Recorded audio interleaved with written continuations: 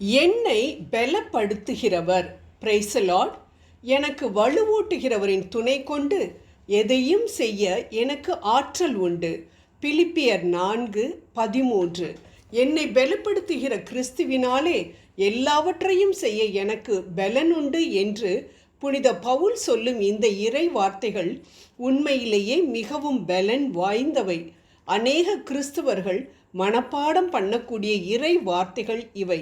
சூழ்நிலைகள் எதுவாக இருந்தாலும் அவற்றில் வெற்றி பெறவோ அல்லது அதை தாங்கிக் கொள்ளவோ தேவையான பலன் நமக்கு இயேசு கிறிஸ்துவின் மூலம் கிடைக்கிறது என்பதை அனுபவபூர்வமாக புனித பவுல் சொல்வதை நாம் இங்கு காண்கின்றோம்.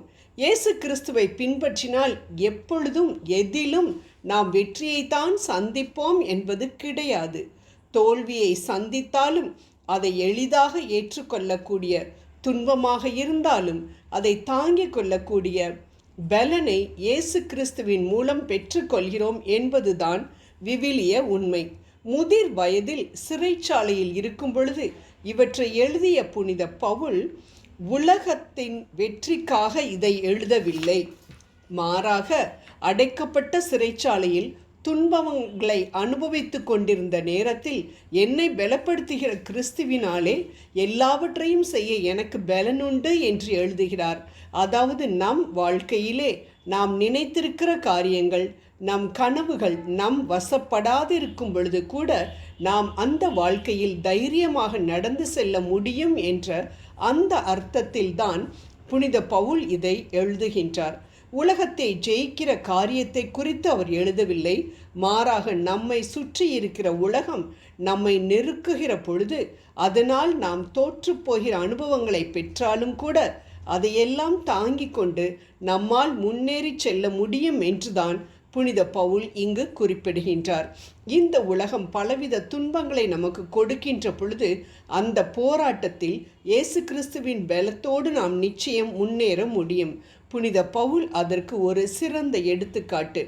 ஆம் அன்பானவர்களே, மெதுவாக வீசிக்கொண்டிருக்கக்கூடிய தென்றல் காற்று திடீரென்று கொடும் புயலாக மாறி வாழ்க்கை என்ற நமது படகை தாக்கும் பொழுது இந்த படகில் என்னோடு பயணித்து கொண்டிருக்கக்கூடிய என் ஆண்டவர் எழுந்து கடலையும் காற்றையும் பார்த்து இறையாதே, அமைதியாயிரு என்று சொல்ல அவை நிச்சயம் அடங்கும். மேலும் கடும் புயலிலும் படகை ஓட்டி செல்ல தேவையான பலத்தை என்னோடு இருக்கும் என் ஆண்டவர் எனக்கு கொடுப்பார் என்ற நம்பிக்கையுடன் துன்ப பாதையில் நடப்போம். பலன் கொடுக்கும் ஆண்டவர் நம் ஓட்டத்தை வெற்றிகரமாக ஓடி முடிக்க தேவையான பலத்தை தருவார் என்பதில் சந்தேகமே இல்லை. ஜெபம் செய்வோம். உலகத்தில் உங்களுக்கு உபத்திரவம் உண்டு, ஆனாலும் திடன் கொள்ளுங்கள், நான் உலகத்தை ஜெயித்தேன் என்று யோவான் 16:33 சொன்ன எங்கள் அன்பு தெய்வமே, உம்மை போல் நாங்களும் எங்களுக்கு வரும் உபத்திரவங்களில், துன்பங்களில், வியாதிகளில், இன்னல்களில் ஜெயம் எடுக்க கிருபை தாரும். அப்பா, புனித பவுல் பணத்தையோ சிறைச்சாலையிலிருந்து விடுதலையையோ உம்மிடமிருந்து கேட்கவில்லை.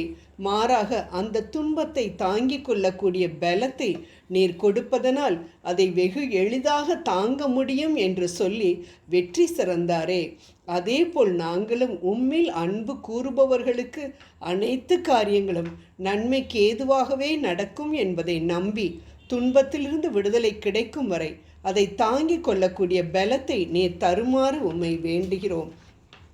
நாங்கள் வேதனைப்படும் பொழுது, ஏசப்பா, சிலுவையில் நீர் தொங்கிய பொழுது அனுபவித்த அந்த வேதனையை நினைக்கவும் அதிலிருந்து பலத்தை பெறவும் கிருபை புரியும் ஆண்டவரே. எங்களது துன்ப பாதையில் கல்லும் முள்ளும் குத்தி அப்பா கால்கள் ரணமாகிறதப்பா. சிலுவையை தூக்கி கொண்டு நீர் இப்படிப்பட்ட பாதையில் தானே நடந்தீர். உம்மை போல நானும் வியாதியின் பாதையில், கஷ்டத்தின் பாதையில் நடக்க பலன் தாங்கப்பா. எங்களுக்கு நீ நியமித்திருக்கிற ஓட்டத்தில் நல்ல முறையில் ஓடி முடிக்க உதவி செய்தரலும். நாங்கள் விரும்புவதற்கும் வேண்டுவதற்கும் மேலாக உதவி செய்கிற நீர் அப்படியே செய்வதற்காக கோடான கோடி நன்றியை செலுத்துகின்றேன். எனது நன்றியை சுகந்த வாசனையாக, உகந்த வாசனையாக நீர் ஏற்றுக்கொள்ள உம்மை மன்றாடுகின்றேன். ஆமேன்.